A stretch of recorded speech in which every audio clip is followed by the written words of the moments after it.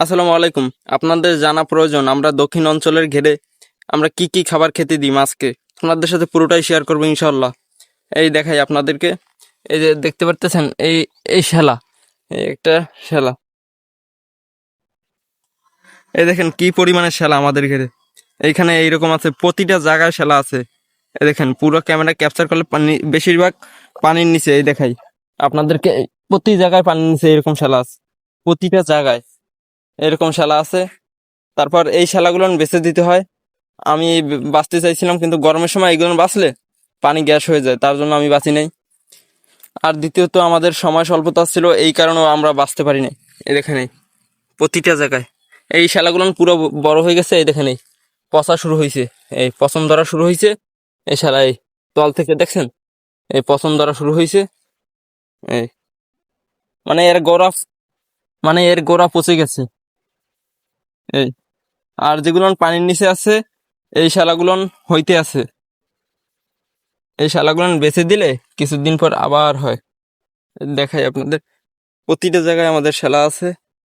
এই আমাদের চারো পাতা, তারপরে এই আমাদের ঘের ক্যাপচার, আর এই আমাদের পুরো ঘের। এই আবার ভালো হলা, এই এই দেখছেন, এই আবার ভালো হলা। এই শালাগুলো দেখতেও খুব সুন্দর। তারপর এগুলো মাছে পছন্দ করে, তারপর খুব তাড়াতাড়ি এই শালাটা পছন্দ করে, যে কারণে মাছের খাবার তৈরি হয় খুব তাড়াতাড়ি। এটি একটি ফাইটোপ্ল্যাঙ্কটন শালা।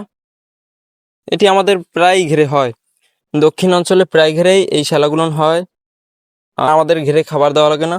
তারপর দেওয়া লাগে কার্তিক অগ্রহায়ণ মাসে, আমাদের এইসব ঘিরে খাবার দেওয়া লাগে রেণুকে। তাছাড়া কোনো খাবার আমরা প্রয়োগ করি না ঘিরে। খাবারের প্রয়োজন হয় না ভাই, মাছে খাবে কি এত খাবার। দেখছেন প্রতিটা জায়গায় আমাদের খাবারের অভাব নেই। প্রতিটা জায়গায়, প্রতিটা জায়গায় যে জায়গায় হাত দেবে না। এই দেখেন আমি একটা বড় স্তূপ নিয়ে আপনাদেরকে দেখাই। এই দেখেন এই দেখছেন, এর ভিতর মাছও থাকে। এই যে শ্যালার ভিতরে মাছ পলাই থাকে গরমের সময়। আর এই একটা চারো, দেখি বিসমিল্লা, অনেক কদিন এইদিকে থোয়া ছিল চারোটা, কি পাই ভাই, ওজন হয়ে গেছে। হ্যাঁ রে, ওই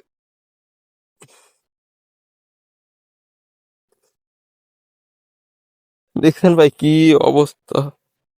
দেখেন শ্যালা কি পরিমাণ এর ভিতর থেকে গজাইছে।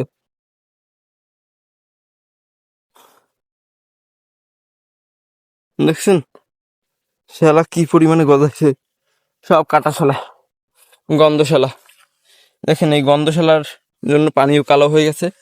আর আমাদের সব ঘেরে আপনি 2 হাত পানির তলেও যদি মাছ থাকে তা দেখতে পাবেন।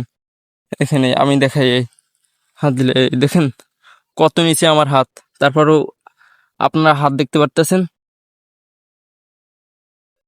আর আমাদের প্রায় দক্ষিণ অঞ্চলেই এই ঘাসগুলো হয়। এই দেখেন এই ঘাসের বিশেষত্ব হলো এইগুলো লবণ পানিতে হতে পারে। আর একটা লাম্বা দেখছেন, লাম্বা দেখাই কি পরিমাণে লাম্বা। এই এই দেখেন, দেখছেন কি পরিমাণে লম্বা হয় এগুলো। এই অসংখ্য ঘাস আছে, কি পরিমাণে লম্বা।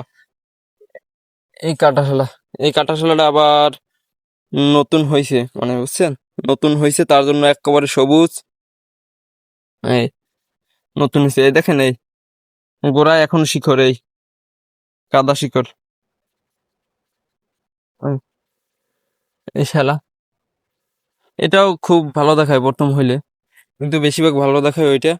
আর এই শালা থাকলে আর একটা বিশেষত্ব হলো, এই শালা থাকলে মাছের গায়ের রং থাকে কালো অথবা সবুজ হয়ে যায় রং। আর যদি এই শ্যালা না থাকে তাহলে মাছের গায়ের রং হয় সাদা। আপনাদেরকে দেখাবো অন্য সব ঘেরের মাছের।